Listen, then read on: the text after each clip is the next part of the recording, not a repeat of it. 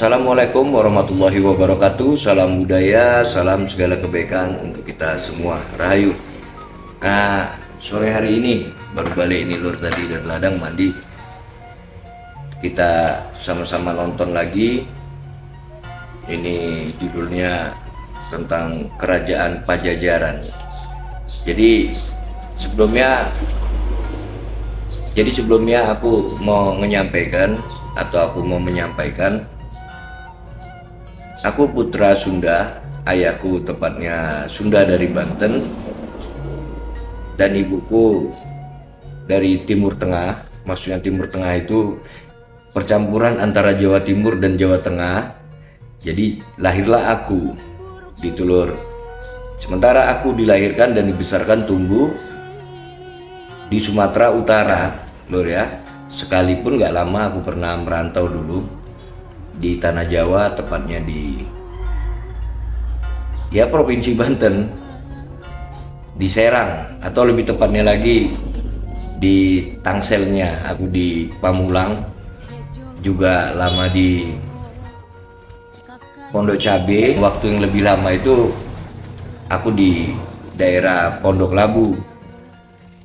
Pasti seduluranku yang di daerah Jabodetabek tahu itu. Di situ sekitar bilanglah lebih dari 4 tahun, dan anak pertama aku lahir di Provinsi Banten, yaitu Tasti. Nah, sebelum kita latihan, kita nonton dulu ya lur ya, tentang kerajaan atau narasi Kerajaan Pajajaran. Mohon maaf sebelumnya kalau di sini berisik, karena lur bisa lihat itu yang terang itu cahaya matahari sore. Persis di depannya nanti kita lihat itu jalan lintas, jadi lalu lalang kendaraan. Kapan waktu nanti kita di ladang lagi ngambil latihan lagi. Sama-sama ya lur ya, kita tonton atau kita dengeri, tengok sama-sama ya lur. Dan video ini aku ambil dari channel Melawan Lupa, untuk diriku juga biar jangan lupa, terkhususnya biar aku tidak lupa siapa aku dan di mana aku. Di mana bumi dipijak, di situ langit dijunjung. Insya Allah mudah-mudahan kita selamat dunia akhirat. Amin.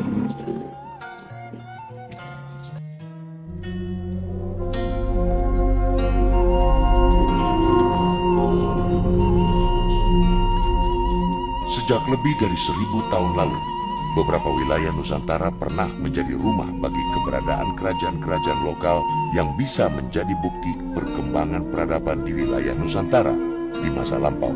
Berdasarkan kajian atas beberapa bukti peninggalan arkeologis dan sejumlah karya tulis kuno yang ditemukan di wilayah Jawa bagian barat, misalnya, pada masa lalu pernah berdiri beberapa kerajaan kuno. Salah satu kerajaan yang pernah berkuasa dan berjaya di Jawa bagian barat adalah Kerajaan Sunda atau Kerajaan Pajajaran yang diduga sudah ada sejak abad ke-8 dan runtuh pada akhir abad ke-16.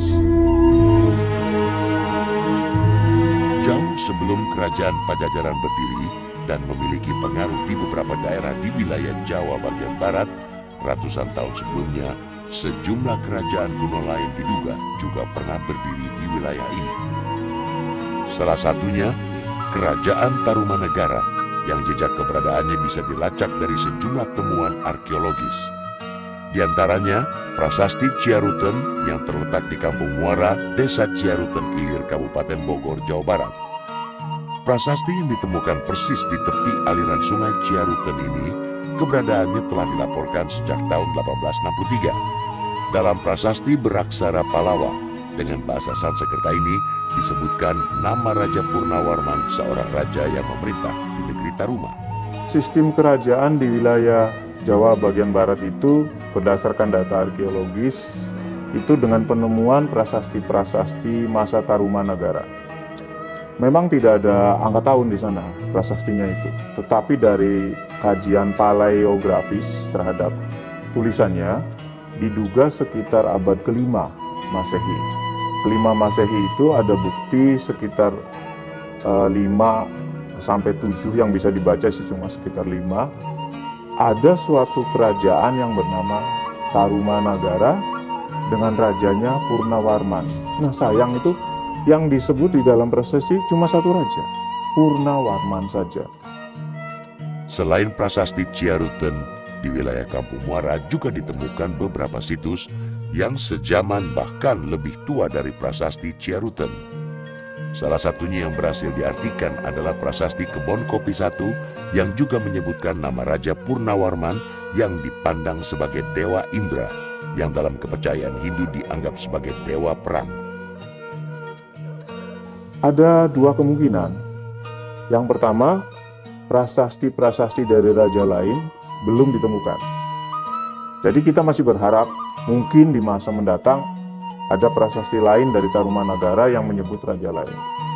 Yang kemungkinan kedua, mungkin dia Purnawarman ini raja teragung, raja terbesar lah, sehingga dia dianggap mampu untuk menulis sejumlah prasastinya. Sesudah itu raja-raja Tarumanagara mungkin tidak sehebat Purnawarman lagi. Jadi kemungkinan pertama yang masih kami harap sih, moga-moga saja ada temuan baru. Selain di daerah Bogor, jejak arkeologis kerajaan Tarumanagara juga tertulis pada prasasti Tugu yang ditemukan di Kampung Batu Tumbuh di Kelurahan Tugu Selatan, Jakarta Utara. Prasasti yang pertama kali tercatat pada laporan Notulen Batavia Genootschap pada 1879 ini diperkirakan ditulis pada abad kelima Masehi dengan menggunakan aksara Palawa dan bahasa Sanskerta. Prasasti ini menjelaskan tentang penggalian Sungai Gomati oleh Raja Purnawarman pada tahun ke-22 masa pemerintahannya yang ditunjukkan untuk menghindari banjir pada musim penghujan dan kekeringan pada musim kemarau. Ada teori yang mencoba menjelaskan bahwa batas terluar dari suatu prasasti yang berhubungan dengan kerajaan itulah wilayah terluar dari kerajaan tersebut. Jadi kalau Tarumanagara itu ditemukan prasastinya di Bogor, di daerah Pandeglang bagian selatan, terus di Jakarta Utara, dan sampai ke Jonggol, itu artinya ya pusat kekuasaan Tarumanagara itu sekitar Jakarta bagian utara, lalu wilayah pengaruh lingkar pertamanya sampai Bogor, Jonggol, lalu ke Pandeglang, dan lingkar yang terluar mungkin seluruh Tatar Sunda atau Jawa bagian barat. Penjelasan tentang kerajaan Tarumanagara juga ditemukan pada sejumlah arca yang ditemukan di wilayah Jakarta, Banten, dan Jawa Barat. Arca yang diperkirakan dibuat pada abad ke-4 sampai ke-6 Masehi ini menunjukkan kuatnya pengaruh agama Hindu pada kerajaan Tarumanagara. Sebelum bangsa India datang dengan mengenalkan dewa-dewanya, itu masyarakat kita, masyarakat pribumi itu kan sudah memuja nenek moyang yang memang bersemayam di gunung dan tempat-tempat tinggi. Ada dugaan kenapa mereka sangat memuja gunung, karena gunung itu yang menyelamatkan mereka pada saat bencana banjir. Setelah bangsa India datang dengan membawa dewa-dewanya, dan memang pemujaan kepada dewa gunung, Siwa kan dewa gunung, itu jadi mereka tidak ada hambatan sesuai dengan kepercayaan mereka sebelum bangsa India datang. Bukti arkeologis lain yang menunjukkan keberadaan kerajaan di Tatar Sunda atau wilayah Jawa bagian barat baru ditemukan pada prasasti Sanghyang Tapak atau prasasti Citatih yang bertarikh 952 Saka atau 1030 Masehi. Prasasti yang ditemukan di wilayah Sukabumi dan ditulis menggunakan aksara dan bahasa Jawa kuno ini berisi informasi tentang Maharaja Sri Jaya Bupati dari Kerajaan Sunda. Di awal abad 7, Tarumanagara masih kirim utusan ke Cina, sesudahnya nggak ada lagi, hilang. Nah, apakah yang terjadi di sana? Nah, kalau meminta bantuan dari naskah yang disusun oleh Pangeran Wangsakerta di Cirebon, itu rupanya memang terjadi konflik di dalam itu. Lalu terpecah lagi menjadi kerajaan-kerajaan kecil di sepanjang Pantura Jawa Barat. Nah, sejauh data arkeologis belum jumpa, kita belum bisa percaya pada naskah itu. Setelah penemuan prasasti Citati atau Sang Hyang Tapak pada paruh pertama abad ke-11, bukti-bukti arkeologis lain yang memaparkan informasi terkait sejarah Tatar Sunda baru ditemukan kembali pada abad ke-14. Yang di barat adalah di Pajajaran, yang di timur adalah Galuh. Itu Selama sekitar 300 tahun setelah penemuan prasasti Sang Hyang Tapak atau prasasti Cicatih pada abad ke-11, bukti arkeologis yang menjelaskan situasi di Tatar Sunda masih belum dapat ditemukan. Gambaran tentang kondisi di wilayah Tatar Sunda baru bisa diketahui lewat penemuan prasasti Cikapundung di kota Bandung, Jawa Barat. Prasasti yang diperkirakan dibuat pada abad ke-14 dan kini menjadi koleksi Museum Nasional ini hanya berisi informasi angka tahun, yakni tahun 1263 Saka atau 1341 Masehi tanpa penjelasan lain. Bukti-bukti arkeologis lain yang diduga berasal dari abad ke-14 juga ditemukan di sebuah kawasan yang terletak sekitar 21 km sebelah utara kota Ciamis.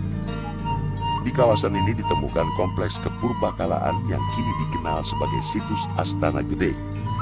Dalam kompleks seluas sekitar 5 hektar ini terdapat 6 prasasti batu yang dinamakan Prasasti Kawali 1 sampai 6. Prasasti-prasasti ini ditulis menggunakan aksara dan bahasa Sunda kuno. 3 prasasti ditulis dalam bentuk kalimat-kalimat yang panjang, sementara 3 prasasti lain hanya menyebutkan kata-kata ringkas. Dari ke-6 prasasti ini dapat diperoleh informasi tentang seorang raja yang dicatat sebagai Prabu Raja Wastu yang berkedudukan di Kawali dengan keratonnya yang disebut Surawisesa. Para ahli menduga situs Astana Gede dahulunya merupakan kompleks bangunan suci yang ditata dengan halaman bertingkat-tingkat.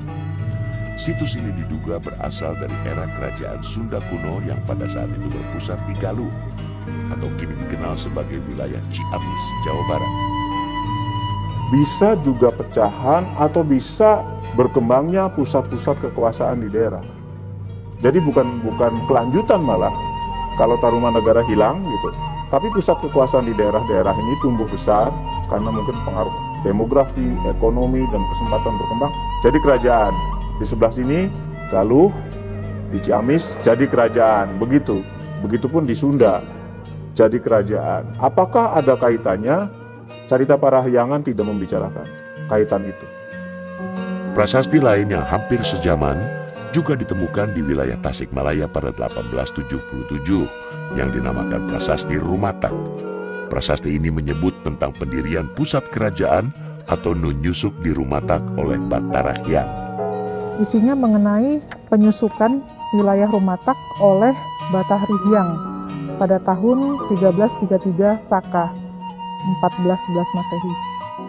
Dalam buku Tatar Sunda Masa Silam yang ditulis Agus Aris Munandar, dipaparkan bahwa setelah masa Tarumanegara berakhir, berkembang dua kerajaan di Tatar Sunda, yakni Kerajaan Sunda yang berpusat di wilayah Bogor dan kerap disebut Pakuan Pajajaran, dan Kerajaan Galuh yang berpusat di wilayah Ciamis. Sanjaya itu kemudian terusir dari Galuh karena ada kudeta mungkin ya di Galuh, lalu dia mengungsi dan berdasarkan orang-orang tua, para pendeta tua itu dianjurkan untuk pergilah ke barat.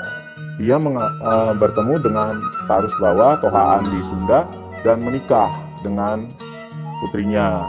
Dari situ dia mungkin dapat bagian pasukan untuk mengambil alih kekuasaan ayah ibunya yang di Galuh. Dan itu menurut Carita Parahyangan memang terjadi demikian. Nah, Pakuan Pajajaran itu menurut Carita Parahyangan sudah ada sebelum Sanjaya menjadi raja. Jadi sekitar kapan Pakuan Pajajaran? Kalau Sanjaya menjadi raja itu 732, pertengahan abad 8, ya mungkin di abad ke-7 itu sudah berkembang di situ. Nah, malah di dalam Carita Parahyangan disebutkan Keraton Pakuan Pajajaran yang selalu disebut dalam cerita pantun namanya Sri Bima Punta Narayana Madura Suradipati sudah ada di abad abad sebelum Sanjaya datang meminta bantuan. Jadi lokasi keraton itu sendiri, Sri Bima Punta Untarayana Madura Suradipati, rupanya lokasinya sudah di tempat itu. Di mana sekarang? Ya Bogor itu, di suatu tempat di Bogor. Dan keraton itu tentunya mengalami perbaikan berulang-ulang dan sampai terus bertahan zaman mendekati keruntuhan Pakuan Pajajaran. Pada perkembangannya kemudian, menurut naskah kuno Carita Parahyangan, Kerajaan Sunda dan Kerajaan Galuh bersatu. Persatuan terjadi ketika Sanjaya, pemangku takhta Kerajaan Galuh, kawin dengan Putri Maharaja Tarusbawa, Raja Kerajaan Sunda. Seiring perkawinan ini, ibu kota Kerajaan Galuh juga berpindah ke daerah Pakuan Bogor, menyatu dengan Kerajaan Sunda hingga Kerajaan Sunda kuno runtuh pada tahun 1579 Masehi. Jadi raja terbesar terakhir di Galuh adalah Niskala Wastu Kancana. Sesudah dia memerintah lalu digantikan oleh Dewa Niskala. Nah, ini dia. Kita belum tahu alasan mengapa Galuh memindahkan ibu kotanya yang tadinya di Ciamis pindah ke Bogor. Perpindahan itu terjadi mungkin di akhir abad 15. Sangat mungkin dalam masa pemerintahan Jayadewata atau Sri Baduga Maharaja. Sangat mungkin memindahkan. Ayat Rohaidi, Profesor Ayat Rohaidi berpendapat mungkin pemindahan itu terjadi karena Cirebon sebagai Kesultanan Islam sudah berdiri dan semakin kuat untuk mengancam kedaulatan Galuh. Jadi sebelum Galuh itu diserang, dan terbukti nantinya memang ada serangan dari pasukan Cirebon ke pedalaman, pindahlah ke keraton yang sudah lama sebelumnya, Pohaan di Sunda sudah berkedudukan di situ, menjadi ibu kota baru dan diberi nama Pakuan Pajajaran. Dengan dua pelabuhan utama ke Laut Jawa itu dikuasai pasukan-pasukan Banten dan Demak, Pakuan Pajajaran terpaksa mau tidak mau jadi sangat terasing. Pasca keruntuhan Kerajaan Galuh kuno pada abad ke-16 muncul berbagai bukti terkait sebuah kerajaan baru di wilayah Tatar Sunda yang beribu kota di wilayah Bogor, Jawa Barat. Kerajaan ini dikenal sebagai Kerajaan Pakuan Pajajaran. Salah satu pendapat menyatakan nama Pakuan Pajajaran pertama kali ditemukan pada 5 lembar prasasti tembaga dari Desa Kebantenan, Bekasi, Jawa Barat yang kini menjadi koleksi Museum Nasional. Prasasti Kebantenan ini terdiri dari 2 piteket yang masing-masing terdiri dari 2 lembar lembaga dan sebuah sakakala. Prasasti Kebantenan isinya mengenai tanda peringatan dari seorang raja yang bernama Rahyang Niskala Wastu Kancana, diamanatkan kepada Rahyang Ningrat Kancana dan diturunkan kepada susuhunan yang berada di Pakuan Pajajaran yang bernama Sri Baduga Maharaja untuk mengurus tempat persemayaman dewa yang berada di Jayagiri dan Sunda Sembawa. Dan di samping itu juga disebutkan ada larangan untuk memungut pajak bagi penduduk desa yang berada di Jayagiri dan Sunda Sembawa karena mereka telah taat beragama dan rajin menjalankan pengurusan kepada tempat persemayaman dewa tersebut. Enak juga ya Lur ya, di masa lampau itu dipimpin, dibilanglah seorang raja. Jadi sama kita dengar ya, yang taat dalam beragama tidak diwajibkan dipungut pajak, lebih kurang begitu kalau nggak salah. Berdoa aja kita, semoga nanti kedepannya kembali lagi yang bilanglah yang bergerak di bidang agama atau religi, ialah kalau sebaiknya kan janganlah dipungut pajak, karena semua tindak tanduk tingkah lakunya kan kebaikan gitu.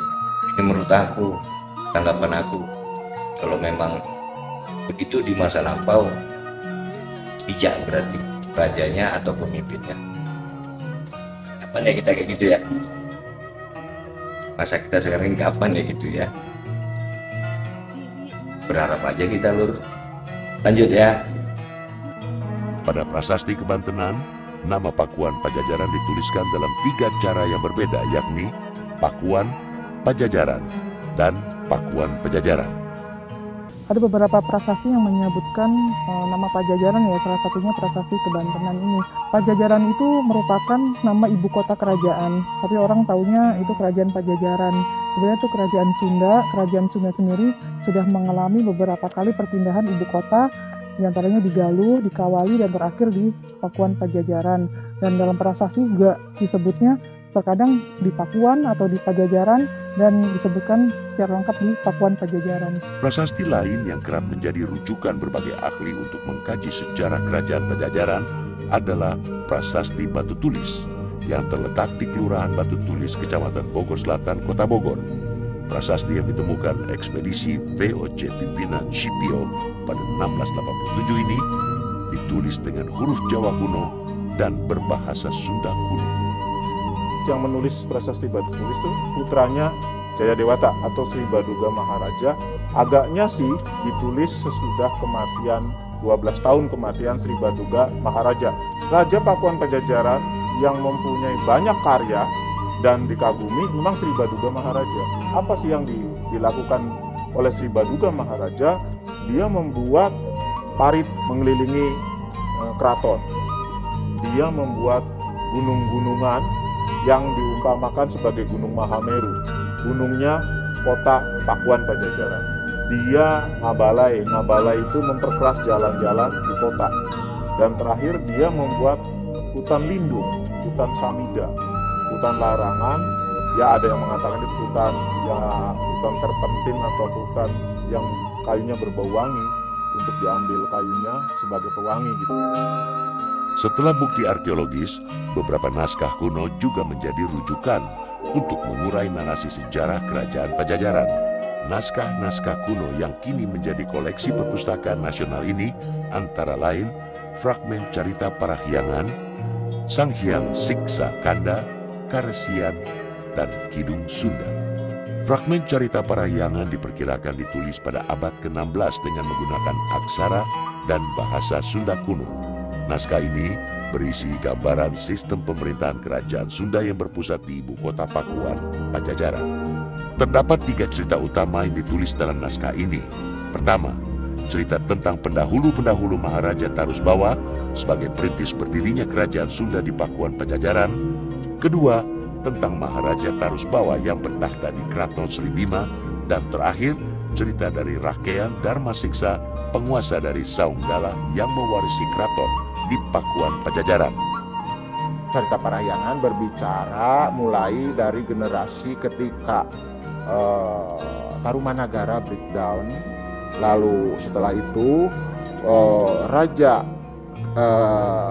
ke-11 tidak punya putra laki-laki, maka ya yang diangkat diantaranya Tarusbawa, itu ya, Maharaja Tarusbawa. Sementara naskah Sang Hyang Siksa Kanda Karesian diperkirakan ditulis pada 1440 Saka atau 1518 Masehi.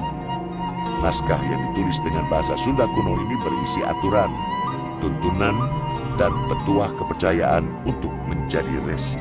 Saat ini, kajian dan penelitian untuk menentukan titik lokasi pusat kerajaan atau keraton kerajaan Pajajaran masih terus dilakukan.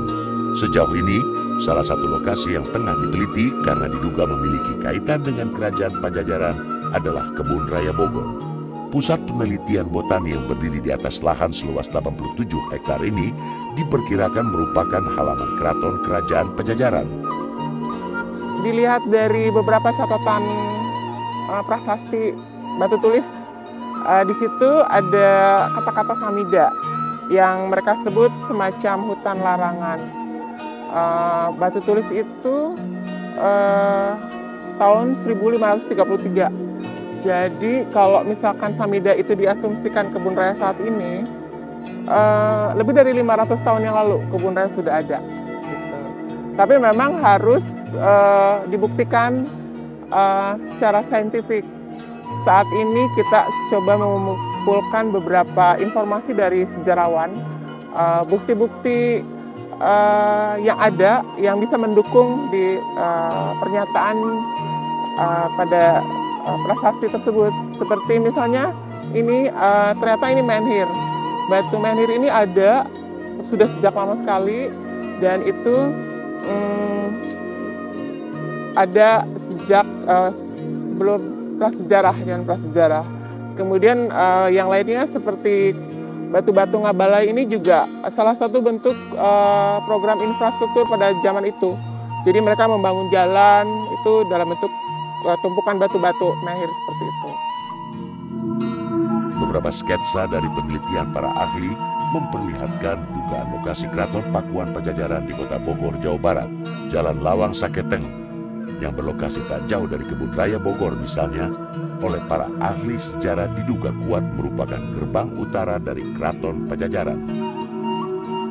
Pakuan Pajajaran dari carita pantun kembali, carita Parahyangan menyebut bahwa kerajaannya sangat subur, makmur, demografinya tersebar di banyak tempat, dan demografinya tidak sepadat Jawa bagian tengah atau Jawa bagian timur. Sehingga tradisi huma itu masih berkembang di Tatar Sunda masa itu. Artinya tebang, lalu pindah, tebang lagi hutannya, pindah lagi berputar sampai akhirnya hutan yang lama itu tumbuh lagi. Itu masih terjadi di Baduy sampai saat sekarang. Dan punya 6 pelabuhan penting waktu masa Sunda itu berkembang. Dilihat dari sebaran situs, sumber sejarah tulisan maupun lisan, wilayah Pajajaran mencakup seluruh wilayah Tatar Sunda yang kini masuk wilayah Jawa Barat dan Banten. Meski bercorak Hindu-Buddha, peninggalan masa Pajajaran dalam bidang keagamaan terbilang minim jika dibandingkan dengan peninggalan keagamaan Hindu-Buddha di Jawa bagian tengah dan timur. Yang tampil dalam urean-urean Sunda kuno itu manuskripnya adalah Sang Manon, Sang Taya, Sang Tunggal seperti itu, yang bukan dewa-dewa Hindu atau Buddha. Tidak ada tuntutan untuk membuat candi. Tidak ada urean ikonografi di dalam naskah-naskah Sunda kuno. Mengapa mereka itu tidak membuat candi? Karena mereka tidak membutuhkan candi. Mengapa mereka tidak membuat arca? Karena mereka tidak memerlukan arca. Jadi mereka cukup simbol-simbol saja yang dibuat. Sang Hyang Lingga yang ada di Astana Gede Ciamis, batu biasa. Cuma ditulis oleh orang-orang Sunda Galuh itu zaman dulu, Sang Hyang Lingga Hyang. Jadi batu itu dianggap sebagai lingga. Lalu lagi Sang Hyang Lingga Bimba, itu cerminan lingga, artinya batu biasa aja. Jadi yang mereka tuju adalah hakikat, bukan wujud. Pada awal abad ke-16, eksistensi kerajaan Pajajaran mulai terancam ekspansi Kesultanan Demak yang mulai menguasai banyak pelabuhan penting di pantai utara Jawa. Demi menjaga eksistensinya, pada tahun 1522, Raja Surawisesa mengadakan perjanjian kerjasama dengan Portugis. Peristiwa ini terabadikan pada sebuah prasasti yang kini dinamakan Padrao Sunda Kelapa. Isi perjanjian itu mengenai, pertama sih dibilang menjalin persahabatan antara kerajaan Sunda dan Portugis. Terus kemudian Portugis diberi hak monopoli berdagang, dan setelah boleh membangun benteng di Sunda Kelapa, dan setelah selesai dibangun benteng, Portugis itu berhak untuk mendapatkan 1000 karung lada dari kerajaan Sunda.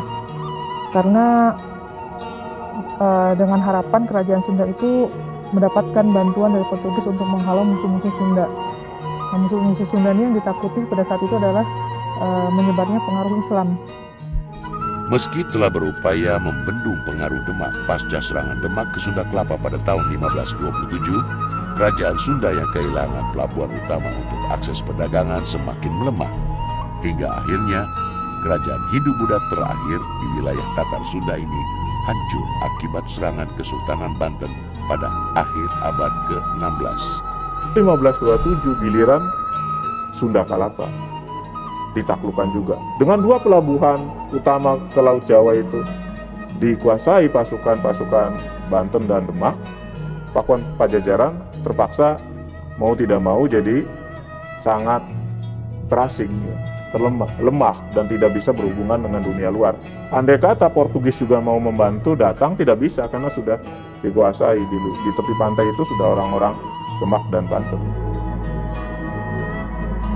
Jejak dan narasi sejarah kerajaan Pajajaran dan kerajaan-kerajaan kuno lain yang diduga pernah berdiri di Tatar Sunda hingga kini masih banyak yang belum terkuak dan membutuhkan lebih banyak penelitian.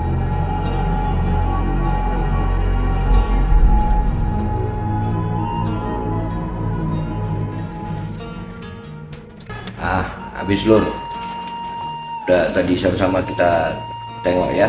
Jadi dalam hal ini aku bisa sedikitlah berkesimpulan.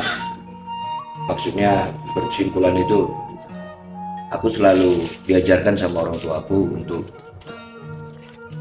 selalu memandang, melihat sisi baiknya. Karena prinsip aku yang terus diajarkan oleh orang tua aku itu gak banyak kalau yang aku pegang sampai saat ini.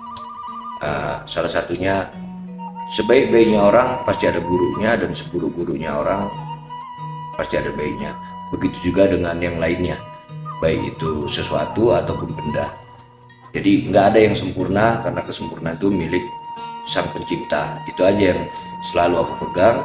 Dan yang salah satunya lagi, aku tetap memegang prinsip yang diajarkan oleh orang tuaku, baik dari ayahku dan ibuku atau mamaku, yang kedua-duanya sudah dipanggil Allah atau Sang Pencipta. Dan di channel ini pun aku berharap jaga, lestarikan terus semampumu, maksudnya ke aku, tentang tradisi dan budaya leluhur ini.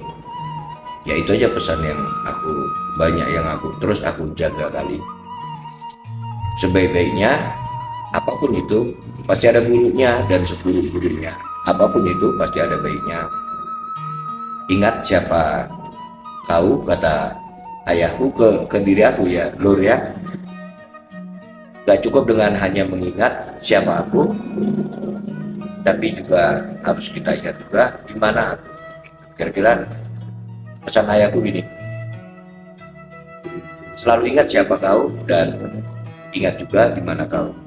Jadi apapun kita di satu tempat, belum tentu tempat yang lain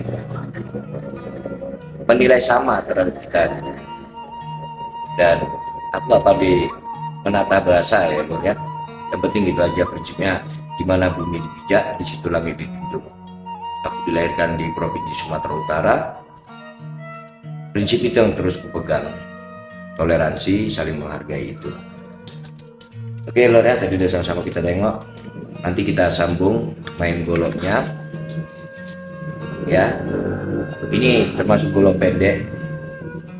Sekitar 25 kurang lebih. Nah ya Lur, nanti kita sambung lagi. Lanjut kita latihan golok lagi bareng lah, termasuk aku. Yang penting aku punya keyakinan, jelas sama-sama ya, lestarikan tradisi dan budaya leluhur bangsa kita atau leluhur kita. Indonesia Jaya, Indonesia Megah, Nusantara kembali lagi besar. Bila taufiq wal hidayah. Wassalamualaikum warahmatullahi wabarakatuh. Salam budaya, salam segala kebaikan untuk kita semua. Amin.